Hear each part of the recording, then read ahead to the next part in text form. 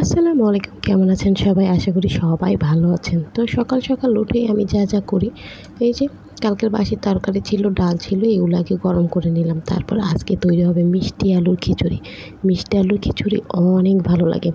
আপনারা পাকা আমের খিচুড়ি খেয়েছেন, কাঁচা আমের খিচুড়ি খেয়েছেন, বড়ুইয়ের খিচুড়ি খেয়েছেন, মিষ্টি আলুর খিচুড়ি খেয়েছেন কি? হ্যাঁ, এটা তবে পাতলা খিচুড়ি হবে না, এটা শুকনো খিচুড়ি হবে। মিষ্টি আলু দিয়ে শুকনো খিচুড়ি কিন্তু অনেক মজা। আমার কাছে তো অনেক ভালো লাগে।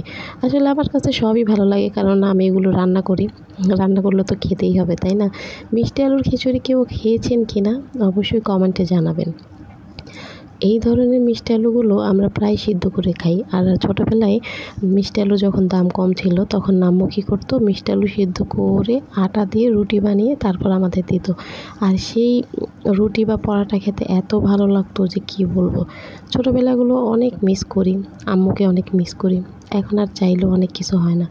যাই হোক, এই যে খিচুড়ির প্রসেসিং চলছে, তো তেলে খুব কম পেঁয়াজ দিয়েছি, কেননা আমাদের বাসায় সবাই খুব কম তেল খায়। এই সকালের খিচুড়িতে পেঁয়াজটা আমি আলাদা করে কেটে তারপর দিয়েছি, কিন্তু তেলের মধ্যে কম দিয়েছি। এই যে খিচুড়ির চালগুলো ছাড়তে গিয়ে আবার কি হয়ে গেছে, এক হাতে মোবাইল, এক হাতে খিচুড়ির চাল ছাড়তে গিয়ে টুসটাস খিচুড়ির চাল পড়ে যাচ্ছে, আদা রসুন পড়ে যাচ্ছে। তো আমি কী করলাম, মোবাইলটা রেখে দিলাম, রেখে তারপরে দেওয়া শুরু করছে। এই দেখেন কতগুলো চাল পড়ে গেছে, তাই না? এখন এগুলো কী হবে? তারপর আর কি, মোবাইলের একটা স্ট্যান্ড এনে মোবাইলটাতে ঝুলায় রাখলাম।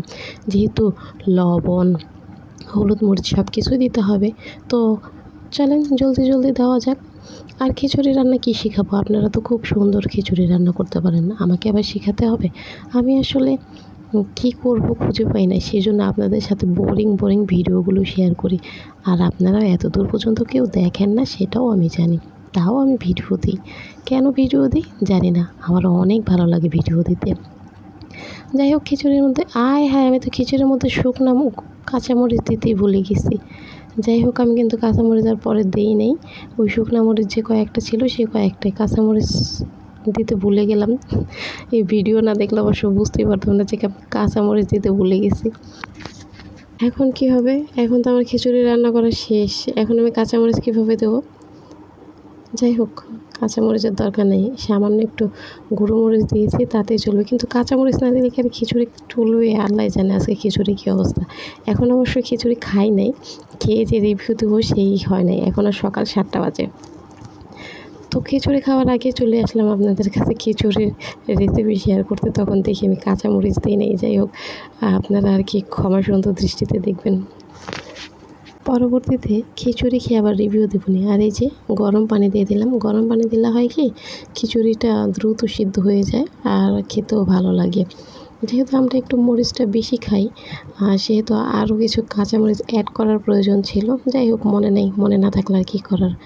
তারপরে যে মিষ্টি আলুগুলো ছিলে এই খিচুড়ির মধ্যে দিয়ে দেবো। তো আমি মিষ্টি আলু খোঁজার জন্য দৌড়াইতে শুরু করলাম। মিষ্টি আলু যেন কোথায় রাখছি মনেই পড়তেছে না। তারপর আর কি মিষ্টি আলুগুলো খুঁজে বের করে নিয়ে এসে, পেঁয়াজ নিয়ে এসে এই মিষ্টি আলুগুলো ছিলা শুরু করে দিলাম। তো আমি এদিকে খিচুড়ির মধ্যে পানি দিচ্ছি, পানিটা কম হয়ে গেছে, তাই আবার একটু পানি অ্যাড করে দিয়েছি। যাই হোক, সবাই ভালো থাকবেন। Tata, bye bye.